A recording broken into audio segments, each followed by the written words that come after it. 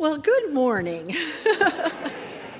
You know, I'm sitting up here watching what you just did in the last 10 minutes, which is just turn and talk and get to know each other. And I thought, in fact, as I said to Lois, I think this is what these people really want to do. I think so maybe we can have a service one time where you just come and just talk to each other. That would be kind of fun. Welcome to the Unitarian Universalist Congregation of Salem. I am Gloria Holland, serving as your celebrant today. We welcome you to this place of hope, of peace, and at times of refuge. Some of you are here today as a matter of routine.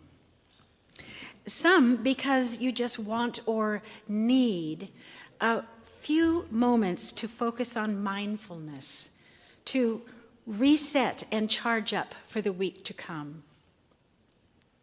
And some of you are here because you find this place a sanctuary from the difficulties of life. For whatever reason you have arrived in this place at this time, you are welcome here. We are incredibly fortunate today to be joined by 7 members of the Peregrine Poets Group, who will share with us their own and often published poetry on the theme of refuge. We want to thank Bob Nogash, who will accompany the poets on the flute. Now, we do ask, and you will be asked this again, but we do ask that as you hear the poets during the service, that you save your show of appreciation until all of the poets have finished sharing their work. Thank you.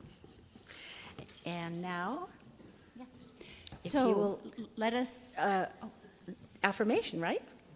Song. No, we have a... Yes. Please join me in the gathering hymn, number 1 in the gray hymnal. The words will be projected on the wall. May nothing evil cross this door, and rise in body or spirit as you're able.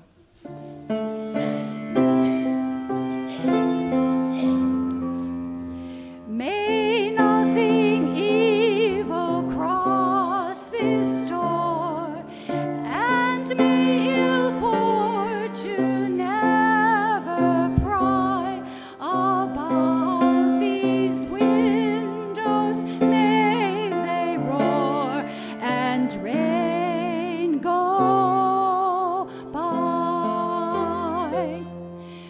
By faith made strong, the rafters will withstand the battering of the storm. This heart, though all the world grow chill, will keep you warm. Peace shall walk softly through these rooms, touching our lips with holy wine, till every casual corner blooms into a shrine.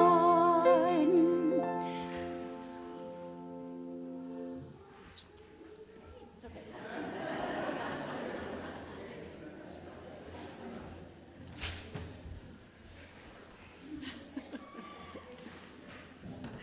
We're getting off to a good start.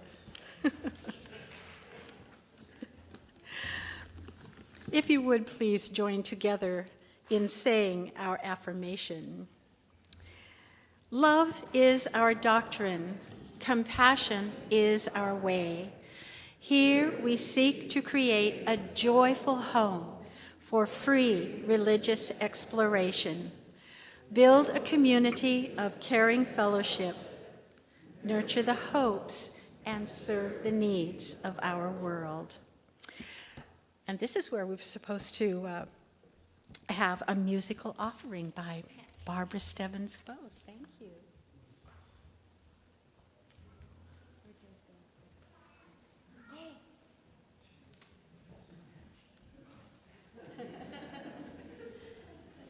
This is just one of those mornings. So while Dave, open the window. Open the window. So this, yes, yeah. Welcome. And this song has a lovely metaphor for making a peaceful and safe space, a refuge. Let me read the chorus. It is, open the window, children. Open the window now. Open the window, children. Open the window, let the dove fly in. So when you feel comfortable, I'd like you to join me on that chorus. It'll come back many times. So I think you'll catch on to it pretty quickly. Okay.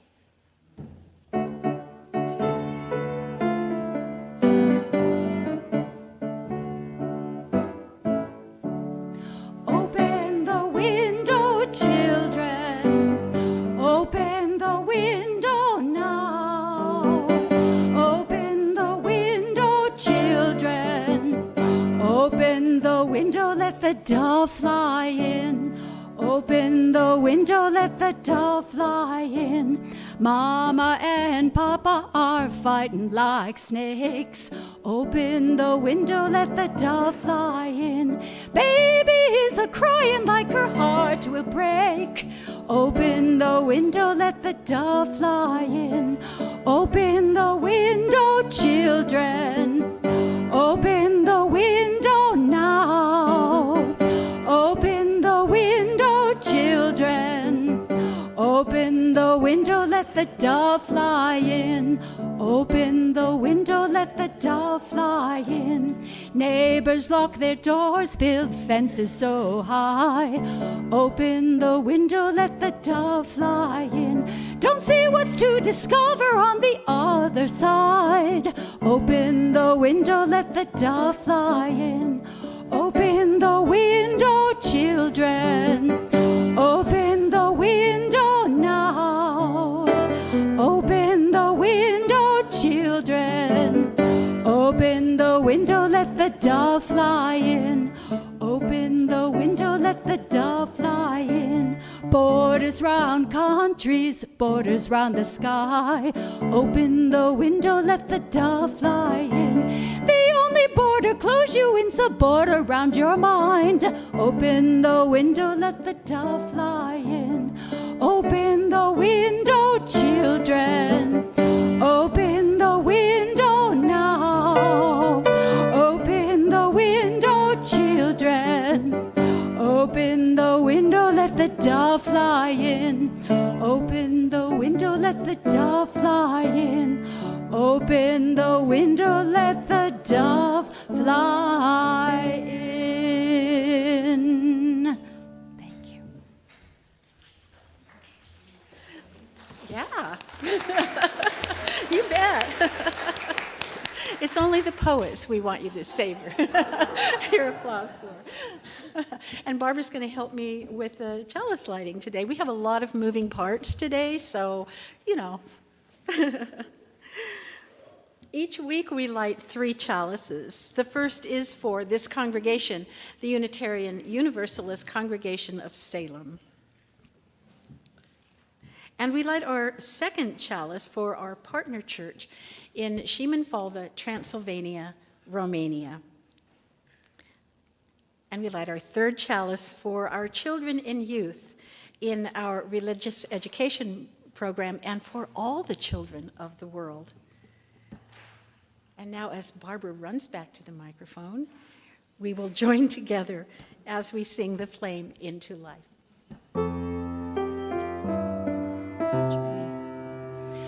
Rise up, O flame, by thy light glowing, show to us beauty, vision, and joy.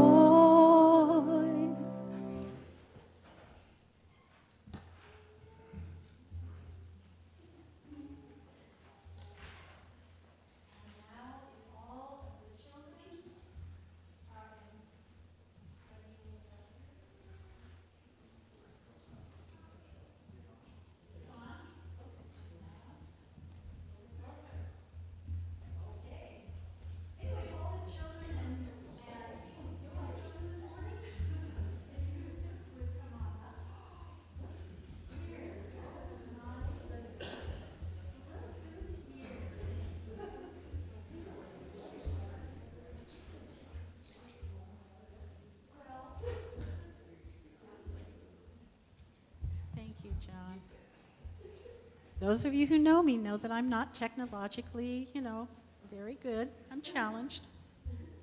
Good morning. How are you all today? Are you good? Are you happy? My name is Gigi, and I'm going to read a story to you, and it's called Octopus Alone. Have you ever heard of this book? It's really a fun book. It's about an octopus. Do you know that octopuses are very, very smart? And this particular book has a lot of really wonderful illustrations. And they're going to be shown, I hope, up on the screen. So I'm going to read the book this way, okay? So this is Octopus Alone. Octopus lay in her cozy cave, enjoying the scene outside. Turtle chased squid, squid chased shrimp, and the puffer was getting nervous with all the chasing going on. Then Octopus saw the seahorses bobbing along outside. One little seahorse peeked in, then another, and another. The seahorses found Octopus fascinating, but she was shy and did not want to be noticed. She tried to shoo them away, but they thought she was playing, so they played too. I give up, Octopus sighed. Squeezing out of her cave, she crawled into the garden. She chased colors just like that and disappeared. The seahorses swam away, wondering where she had gone. Sea snakes slithered in and out of holes. Among the swaying anemones, baby dominoes played hide and seek while clownfish chased butterflies. Butterflies? Tiny fish ate algae from the big fish's scales, leaving them sparkling clean. Wow, that's a bath, isn't it? Octopus was about to pounce on a juicy lobster when she saw the little seahorses coming her way. She went perfectly still. The lucky lobster slid into a crevice. When the seahorses weren't disturbing her, they were delightful to watch. They wiggled and twirled, and one even did a somersault. It looked like so much fun. It was hard for Octopus to keep still, but she did, and the merry seahorses moved on. Octopus crept over to a thicket of stars. Jellyfish drifted past and headed beyond the reef. Where did they go? She gazed at the shimmering shapes. Suddenly, she had a funny feeling. The seahorses were staring. For how long, she wondered. She inked the water to hide her blushing and took off. She wanted to get away, far from the goggling eyes. After a while, she spied something interesting, a box full of delicious crab. Octopus squished herself into the cage, but the crabs began pinching. She fiddled with the door, and it opened, and out tumbled the frantic crabs. Octopus was about to grab a few when she had another funny feeling. A hungry eel was about to strike. Ooh! Octopus squirted a cloud of ink and swam and swam and swam. When she finally stopped, she was far beyond the reef. Here, the water was gloriously empty. No one watching, no one to hide from. Whale song rose faintly from the deep. Octopus remembered the dancing seahorses. She wiggled, she twirled, she even did a somersault. Ooh, she was so happy to be alone. Then she felt a rumbling in the waters below. Whoosh! A whale surged past and up and out of the water. And in the book, the whale comes all the way out. Can you see that? That's pretty cool. Yeah. Okay. Octopus nestled into a nook and found herself in a cave much like her own, except this one was away from everyone and everything. The whale crashed back down, leaving a magnificent storm of bubbles. The whale song faded into the distance until all was quiet. Exhausted, Octopus fell asleep. When Octopus awoke, she went outside. A lone jellyfish drifted by. No one was around to disturb her in this wonderful, quiet place. But after some time, she began thinking about the lively reef with its graceful anemones and slinking sea snakes. Most of all, she wondered what the seahorses were up to. "I better go home and find out," she said, hurrying along. When Octopus reached the reef, one little seahorse welcomed her home. Then another, and another. Bet she was happy. Octopus was glad to be back with her friends. And that is Octopus Alone. Maybe you can get it sometime. Okay, we can talk about that, about refuge and sanctuary and things back there. So, let's, the people in the center aisles, if you could form a love arch. Did you have anything? Okay, form a love arch and let's sing our kiddos out.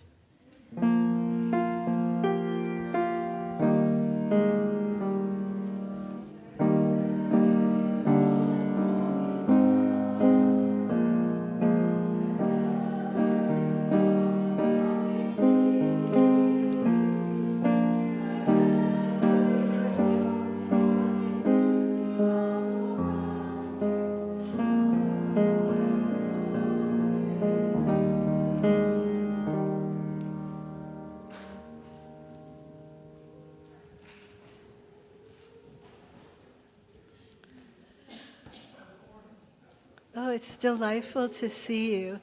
And we have two poems to start with. There's the ritual of compassion, and then there's another one of gratitude. Can you hear me? Yeah? Maybe a little closer. Okay. So the first one, I've been very concerned about what's going on in the war, especially in the Middle East, when it first started to happen. So this is the first poem that I was going to read. The Gate.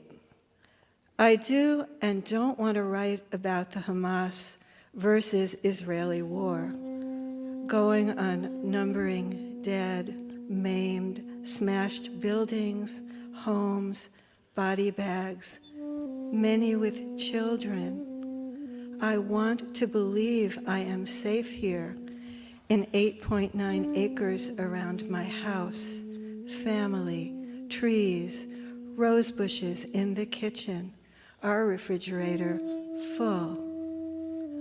I talk on the phone with my cousin who lived in Israel for a year, learning more Hebrew, history, and culture. Other cousins still live there now, while their children and grandchildren remain nearby in parts of Israel, near Gaza, Iran, Lebanon, and Tel Aviv, secure so far, but they hear explosions. Anti-Semitism scares me, of course, watching all the Ken Burns Holocaust documentaries, reading books about survival, Lois Lowry, Primo Levi, Eli Wiesel. I still remember I was a girl leading the junior congregation, afterwards eating challah with my hands, and a Hershey bar for each child. Between our Yonkers apartment building stood our synagogue, the Sons of Israel, on our street, and the Church of Redeemer, both places in peace. I have a silver loving cup in my living room where the donated engraving was a thank you with my grandfather's name, Louis Leibowitz, honored in appreciation of the gate from his congregation on May 24th, 1936. The fence that opened was formed with a mixture of straight iron rods and curlicued metal. Sometimes we kids climbed, jumped, got bruises, but we recovered. Growing up, we didn't think we needed a strong gate. So that's that one. This is a lot more cheerful. This is in honor of my grandma, and grandma in Yiddish is Bubby. So, sewing with Bubby. Bubby and I go straight to the table of remnants and discontinued fabrics. One bolt attracts us, moss green, polished cotton cloth. Soft leaves spread in shapes to match the forests. Bubby recalls, nuns patted my shoulder. They assured me the war will end. The Holy Sisters had the drapes removed from windows, taken down, because we had no other material. They taught me to sew. Here, we buy 3.5 yards of the fabric, all that is left. Just the right amount for the dress to take with me to Yonkers. The yardage shines like dew on new leaves. Bubby hands me pinking shears. You cut. Watch how I design. More leaves she trims on sleeves and hems. The singer hums its song. Bobbins whirl green thread. The needle stabs fabric and rises unbent. Bubby never loses her European flair for design. How can you sew without a pattern? Girls ask me. Our home ec teacher uses Butterick patterns, not mine. How do you know what fits me? Bubby hugs me tight. For your granddaughter, you know the size. So that's that.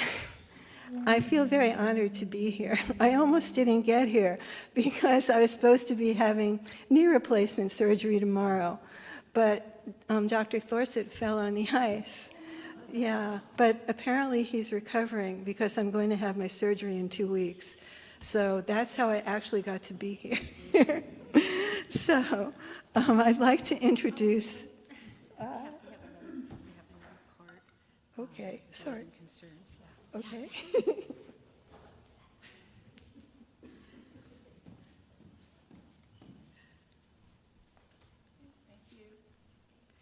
Hello, everyone. My name is Joan Stembridge, and I'm here as your Lifelines lay minister. And today we have a number of joys and concerns to share with you. And so from the website first, this is from Melinda Franklin. Please pray for my cousin who is having mental illness issues. The second is a concern by Merrill McKean. Jack Simmons has asked to share that Dave Wittenberg is in the hospital recovering from a stroke that happened this past Thursday. The news is good. He is awake and aware now and is undergoing testing to evaluate any deficits. Happily, none have been found this far. If you are a prayerful person, please hold Dave in yours. He is not out of the woods yet. And then we also have a few from today, shared by Joan Stembridge. And this is so glad Carrie Lynn is here today after her fall during the ice storm on her way to the warming center. May you continue to heal, Carrie Lynn. And the next is a concern from John Brandeberry, again regarding David Wittenberg. David Wittenberg had a hospitalization this past week. His loving partner, Jack, is by his side now and forever. May he recover with support and love. The next is from Georgianne Young. Joyful to have Ted back home, feeling much better and improving daily. Yay. And the last written is from Ifaya Snow, and this is a concern for my mom. She caught a pretty bad flu bug and has left her bedridden right now. May she get better. Our final candle is for all the joys and concerns that we hold in our hearts and that are not spoken or written today. Lifeline's lay ministers are fellow members of the congregation who extend Reverend Rick's ministry to members and friends of the congregation who are experiencing loss, illness, or any type of personal or family crisis. We are here to listen. You can reach us after this service at a table if you wish to come and visit.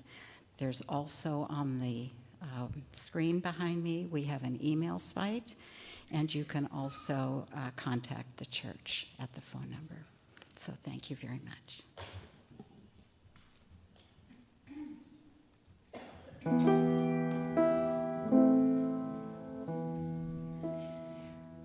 Listen, listen, listen to my heart's song. Listen, listen, listen to my heart's song. I will never forget you. I will never forsake you. Will never forget you. I will never forsake you. Listen, listen, listen to my heart's song. Listen, listen, listen to my heart's song. I will never forget you. I will never forsake you. I will never forget you. I will never forsake you. Listen, listen, listen to my heart's song. Listen, listen, listen to my heart's song. I will never forget you. I will never forsake you. I will never forget you. I will never forsake you. Listen, listen, listen to my heart's song.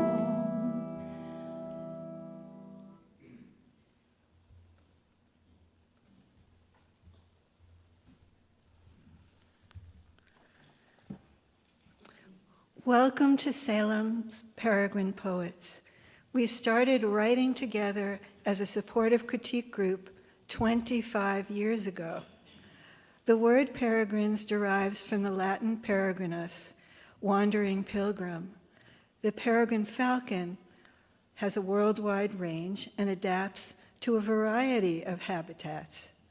The peregrine writers have come together from various locations and professions. We find stimulus in each other's work and gain perspective from the responses we receive. The group first met in September 1998.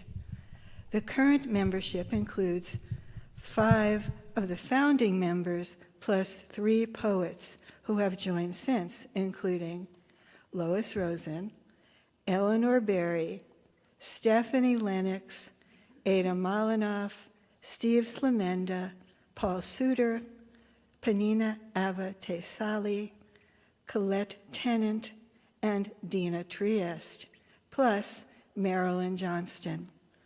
Former UU member the late Virginia Corey Cozart was a member for many years. The poems you'll be hearing today are on a variety of topics, but all with the theme of refuge. Please hold your show of appreciation until all the poets have spoken. And now, allow me to introduce UU member Dina Trieste.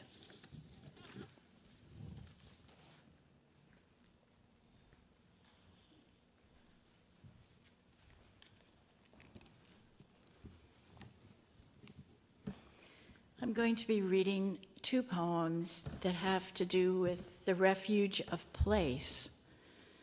This place we live in, the Willamette Valley and Salem, have long been a place of refuge from earliest times of people. It can still be a place of refuge for all of us if we continue to care for it. Surprisingly to me, 168 years ago to this date, actually tomorrow, the following event occurred. Vanishing places.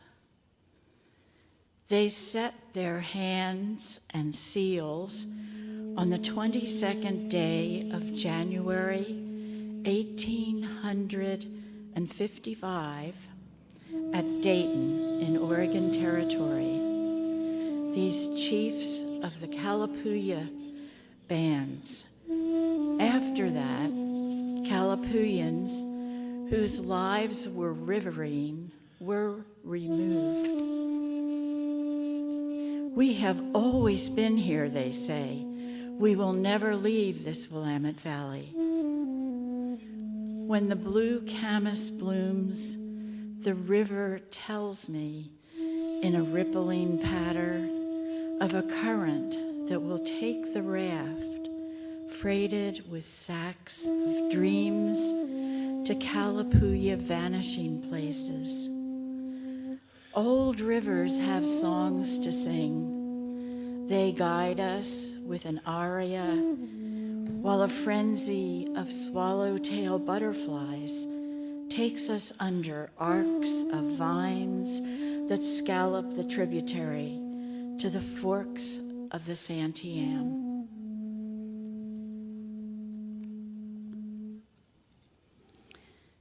This once was Kalapuyan land.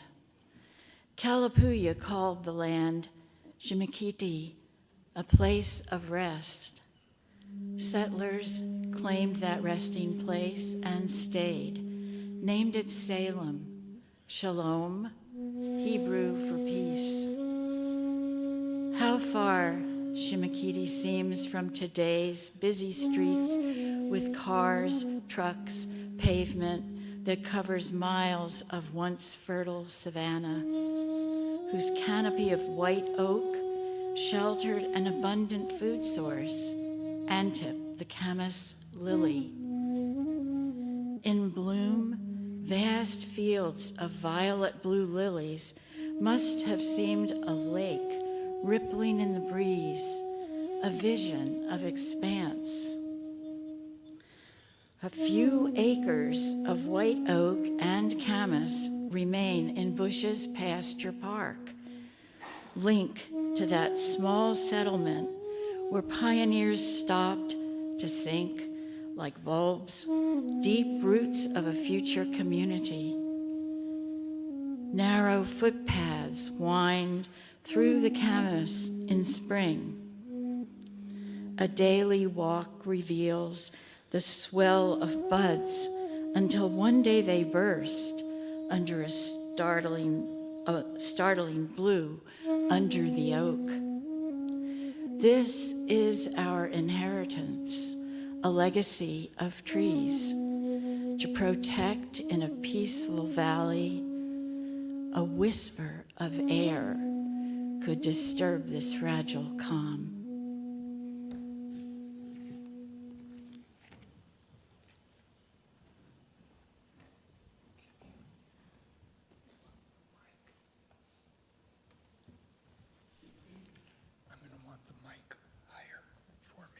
just a little bit. Thank you. There you go. Thanks. Good. Any of us who write poems, any of us who hear poems, know that a poem in and of itself can be a refuge. I'm going to read two poems, and the first one takes place in Idaho in the Sawtooth Mountains.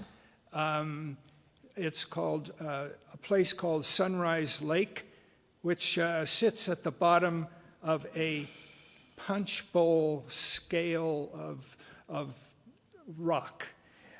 And it's called Arrival. It could have a change in title to Refuge very easily. Arrival.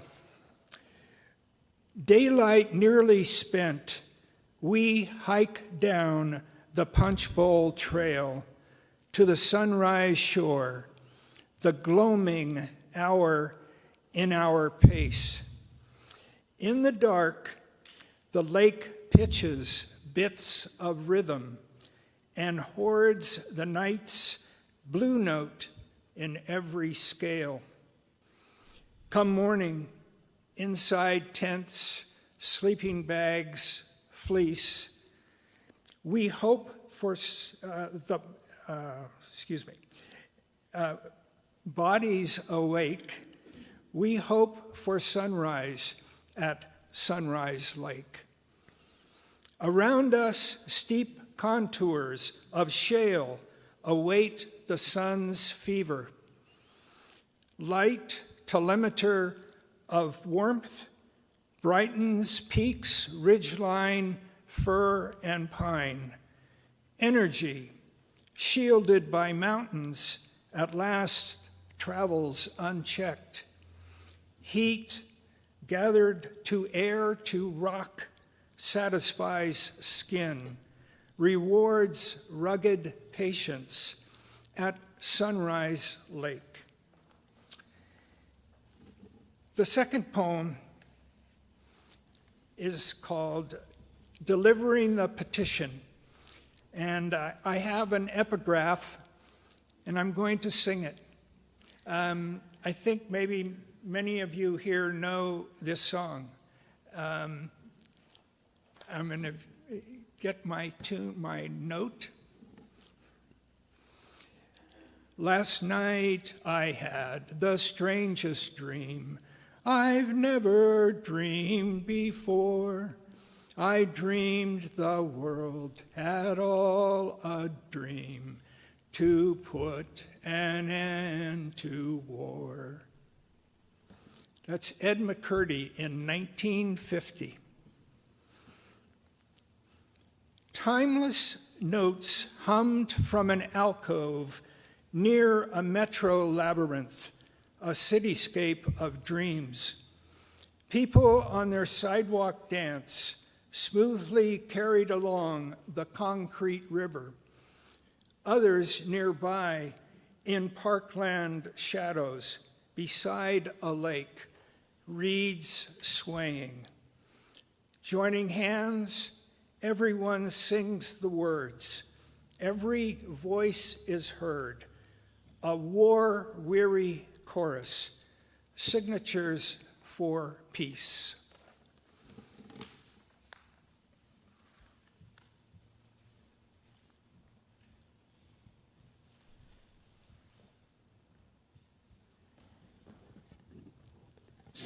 Hello, it's so good to be here with you all.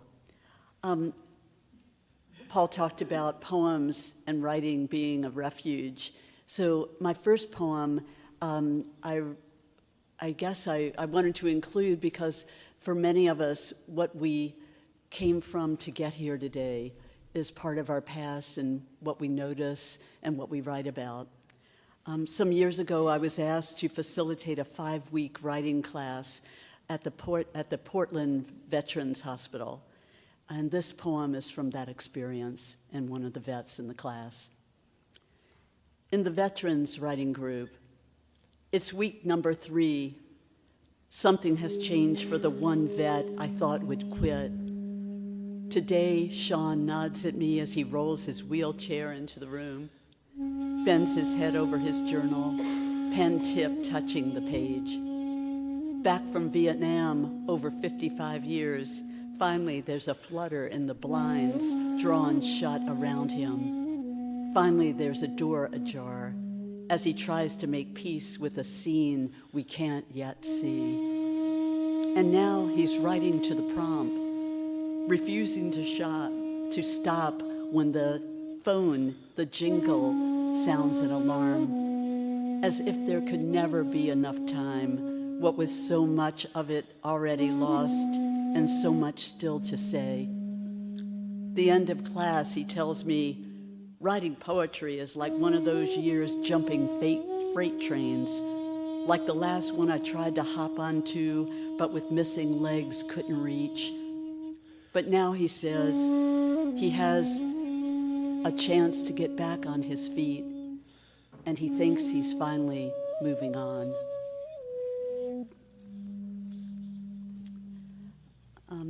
It's hard to talk about refuge without dealing with the root word that becomes refugee.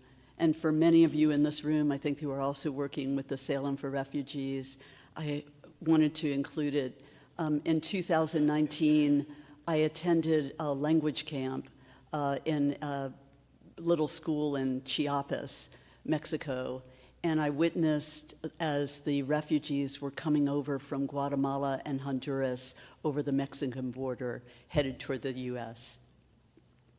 I, refugee. The night cries with the sounds of the women and children moving from one refugee camp to the other, the ones who have made it as far as this. No matter if the wall divides us, I can break through from those iron stars I see above the small yard outside the casita. Some years, I am at the microcosm of the world, powerful, able to see across cosmos. But today, there is nothing but endless holes, my reach barren. Why now, when there is still so much to do?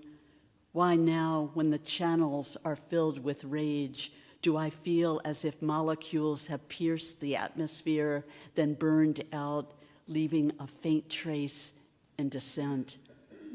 I am not murdered, and I am not missing, but parts of me have scattered and disappeared. And my final poem is dedicated to the refuge we find in nature and our need to preserve it. It is written after my husband and I went on a hike at the beginning of the pandemic to Ankeny Wildlife Refuge. Here in the open, there's the sound of the American bittern again as they fly through the trees surrounding the refuge. Over 4 decades we've been coming here, yet I've never researched it, taking these birds for granted. Now I learn they're endangered, yet reside here in this reedy marsh, at home with wild geese, the bullfrogs, the nutria. Next time we walk through these paths, view the nests they've made, I will thank them for the gift of thinking all this is not ordinary.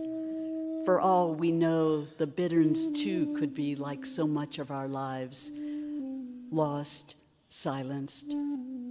I will stand still, listen to the guttural thump and the unk of their call, the low gulp. Watch their flight as they circle, then land, then circle, and the next time I will beg them to stay.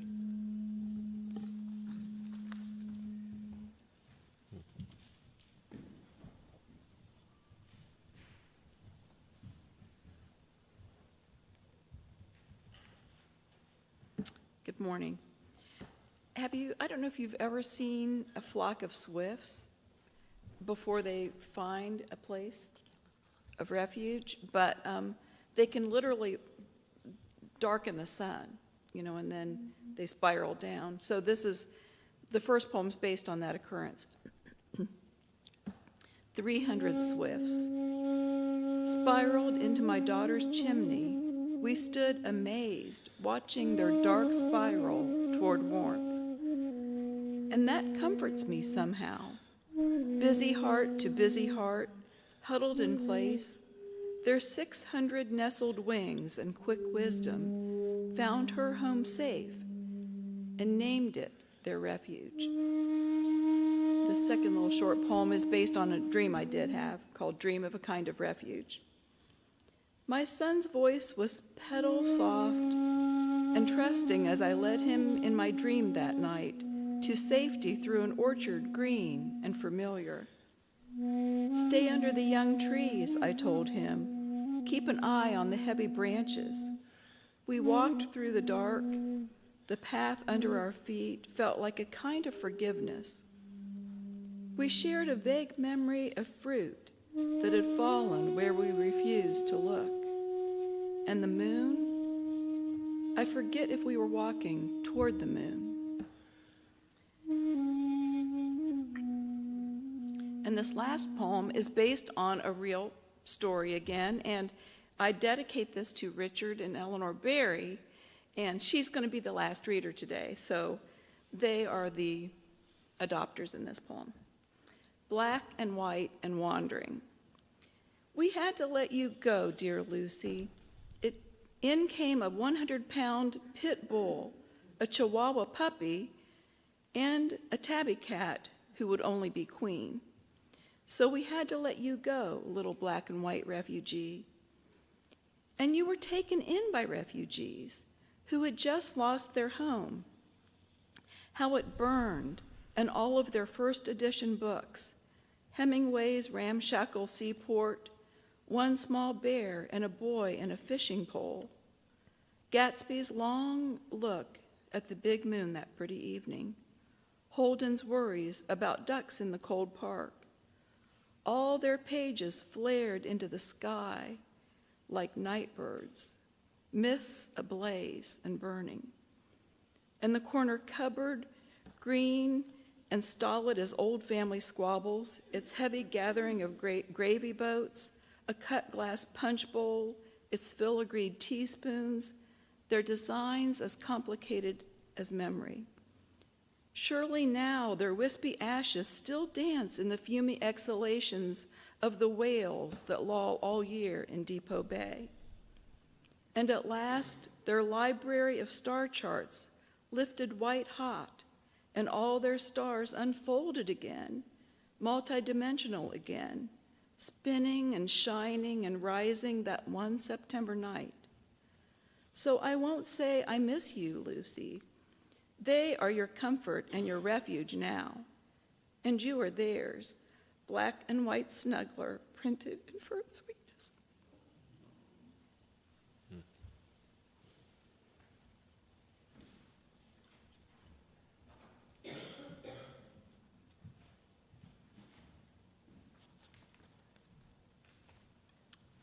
Good morning. Refuge in family, in friends, in the hands of our caregivers, and in the journeys of our lives back toward the divine. Broken bones. She said it felt strange without makeup, without jewelry, her face completely bare. You have such beautiful hair, said the nurse, wheeling her with her fractured foot to surgery. In the waiting room, he awaited her return from that little ether death back into her care. We all go under and come out somewhere cut and scarred. We stumble toward our healing and hold each other, strong foot first, then the weak. We care for so much more than we can know, all of us in radiant beauty and broken bones. Together we go where love urges us to go. Special delivery. She woke me at 5 a.m. in early June. We have to go to the hospital. I'm bleeding. As we dressed in a dark rush, she paused and looked at me. You know, this means we'll probably lose the baby. A long day of instruments and evaluations. Finally, the doctor said she needed the Dornbecker an hour away if there was to be a chance. They rolled her through bright, white-lit hallways, and I followed, stunned, fumbling, and watched her disappear out the door into uncertainty. Then a nurse at my side looked deep into my eyes and said, "When he is taller than you will tell him this story." I drove through wet black roads trying to find the wake of the ambulance. 9 days later, he was born at 5 a.m. He was like a little green peach falling into the arms of white-gowned gardening angels and a green row house of plexiglass wombs, raised beds where they grow the unripe ones. Each little preemie peach transplanted, wired, tubed, bathing in the stark light of monitors pulsing, spiking, beeping. And all the while, the gardening angels attended him. They washed and fed him, talked and cooed him, cuddled and rocked him as naturally as spirit breathes life to body. Through the long summer months, we watched and worried, and the gardening angels would turn to us and say, "Patience and love grow our babies here." And in the late summer homecoming, in a corner of the front yard, we three were met by a glorious new sunflower, bursting yellow, a volunteer announcing his arrival. It was taller than I. Flight.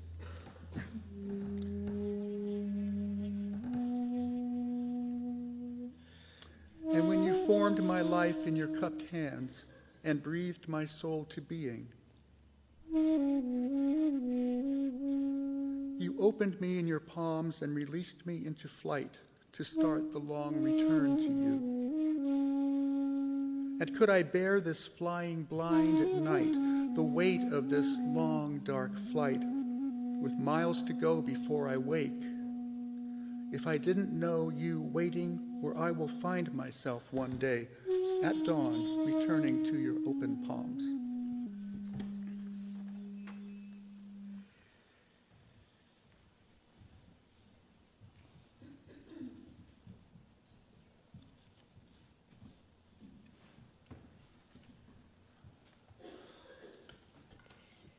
For 25 years, the Peregrine Poets have been a refuge for me, and certainly very much and especially after the fire that Colette referred to in talking about her poem.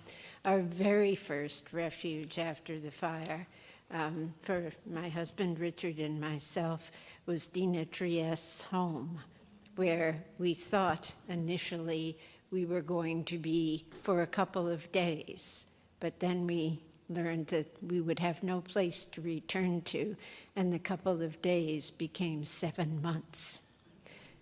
Ultimately, we did find a new house, and the two poems here have to do with finding and making refuge there.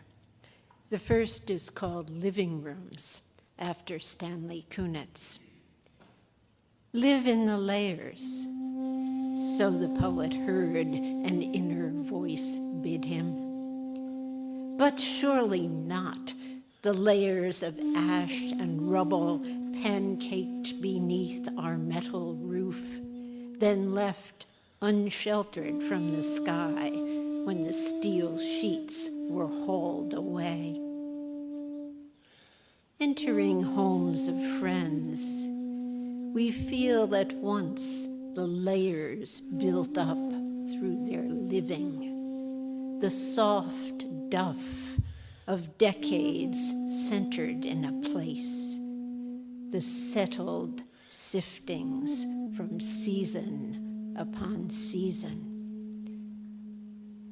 Starting anew with empty rooms, we miss such intricacies of things. Things not simply things, but slow accreted relics of deep-rooted lives. The second poem may be a little tiny bit of backstory. It might be helpful to know I wrote a doctoral dissertation on the poetry of William Carlos Williams. Amid the Strange Company for Nancy Christopherson.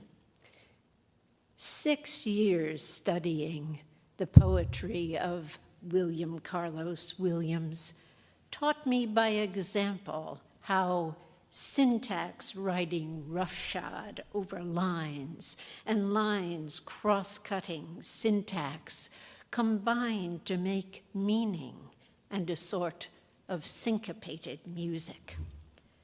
When wildfire consumed all my copies of his books, all their pages dense with my penciled marginalia, I could still read many of the poems in my mind. But to have those poems again in actual volumes, to see that familiar pair of collecteds amid the strange company of friends' culls from their own shelves and the few used bookstore finds I've made since the fire, to be able to leaf through them again, linger over passages, is to feel, though home went to flame, I can still come home.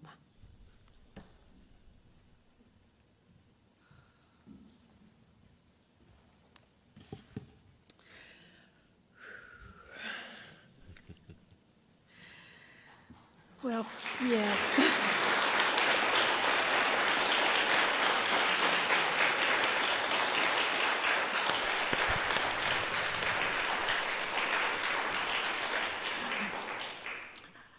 I got a little choked up there a couple of times. I'd actually like to introduce each one of the poets, if you will rise as I call your name, beginning with Lois Rosen and Dina Trieste, Paul Suter, Marilyn Johnston, Colette Tennant, Steve Slemenda, hope I said that right, and Eleanor Berry. And again, let's give them another round of applause.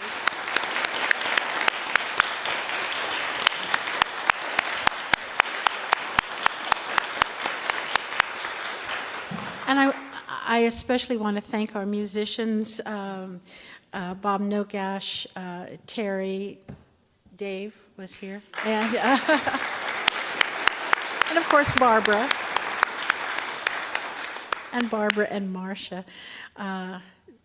This was just lovely. Thank you so much for coming and sharing your morning with us. Ooh, now we have to make a little transition. We all see it. The unhoused living on the sidewalks and in the city parks. Now, most of these folks appear to me to be adults in dire need of many services. But unfortunately, the Salem-Keizer School District reports that over 1,000 students, little ones, are living in unstable housing, such as shelter or with friends, on the street, or in motels. Our Share the Plate recipient this month is the compassionate and successful organization called Family Promise.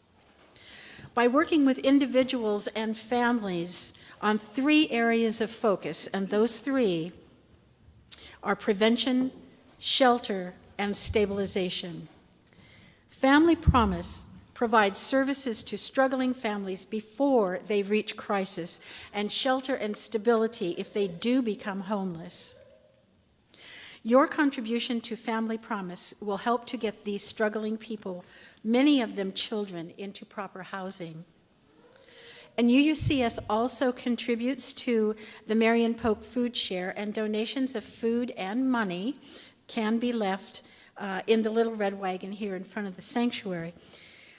To contribute to UUCS and to Family Promise and Marion Pope Food Share, of course, you can contribute today, but you may also go online to uucs.org and follow the prompts.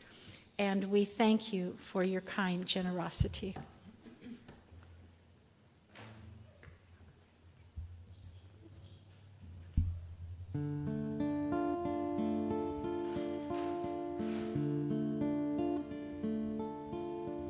When a poor one who has nothing shares with strangers, when the thirsty water give unto us all, when the wounded in their weakness strengthen others, then we know that God still goes that road with us. Then we know that God still goes that road with us.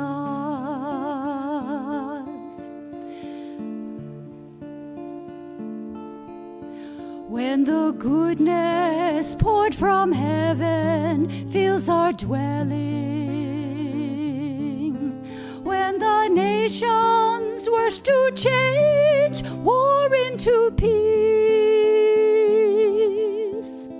when the stranger is accepted as our neighbor, then we know that God still goes that road with us. Then we know that God still goes that road with us.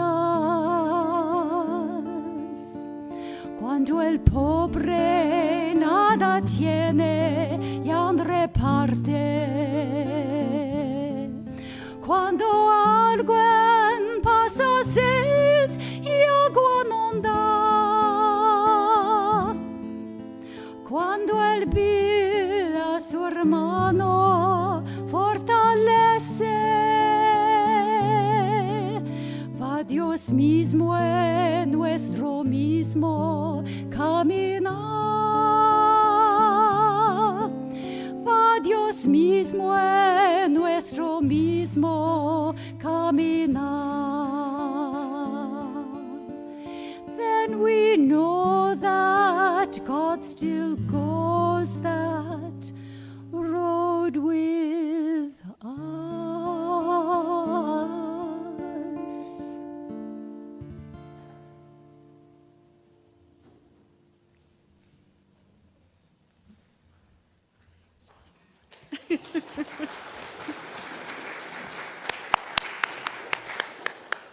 Thank you, Barbara and Marcia. It was lovely.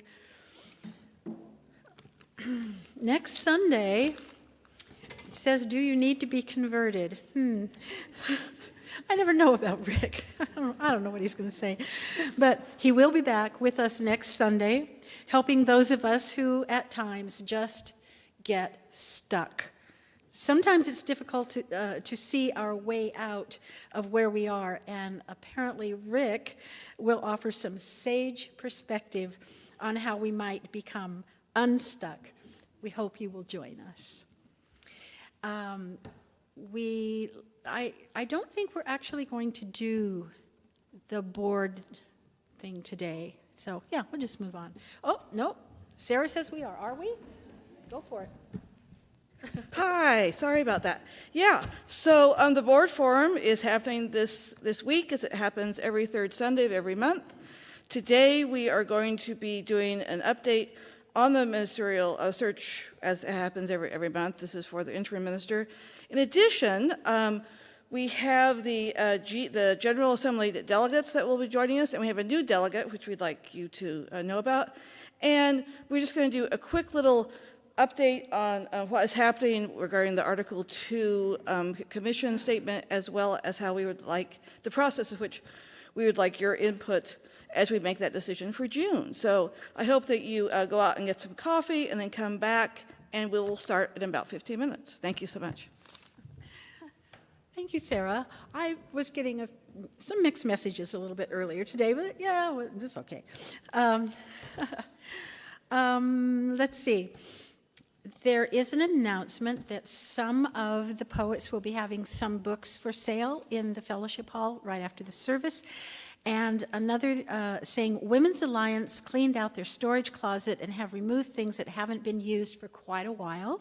You're invited to take anything you can use from the free stuff table in Hanneman Hall after today's service, so it's a free giveaway, so there you go. UUCS has some pretty interesting and fun things coming up, like a masquerade ball next month that you really want to check out. And you can find out about all of the things we're doing by checking your email for the weekly newsletter. And if you're not receiving the newsletter, if you would just call the UUCS office, talk to Emma, she will help you out. And now we're going to light the social justice candle. Barbara is again going to help me. We light our social justice candle as a reminder of the work that we all do individually and collectively to further the cause of social justice in this congregation and in the larger community.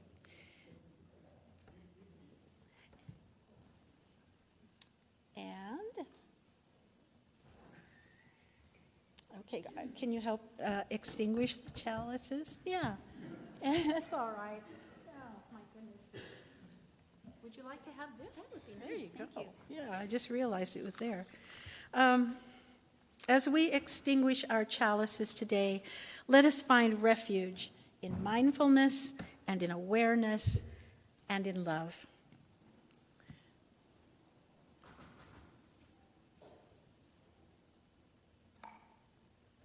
Okay, now Barbara's going to lead us in another song.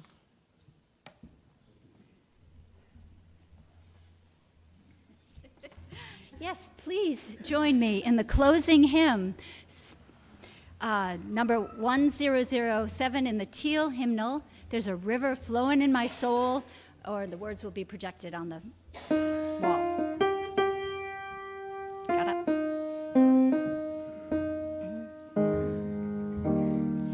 There's a river flowing in my soul.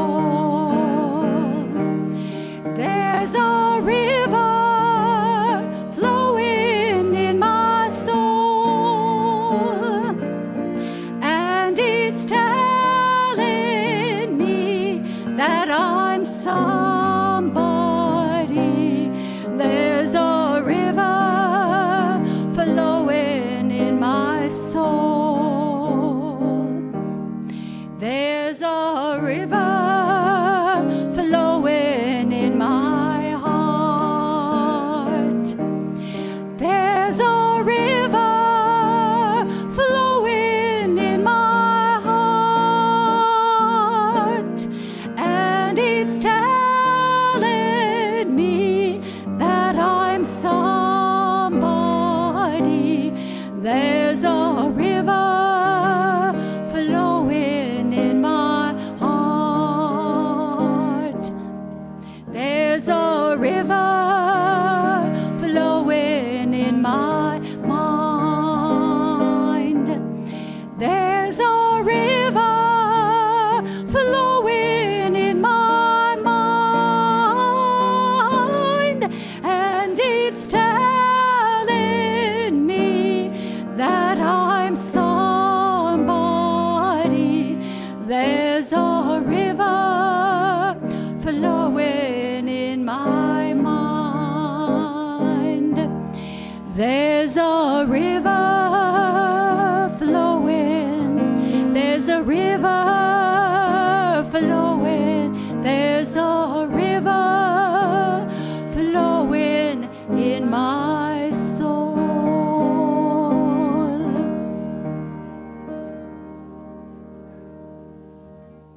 I want to thank you all for your patience today, and we had a little late start.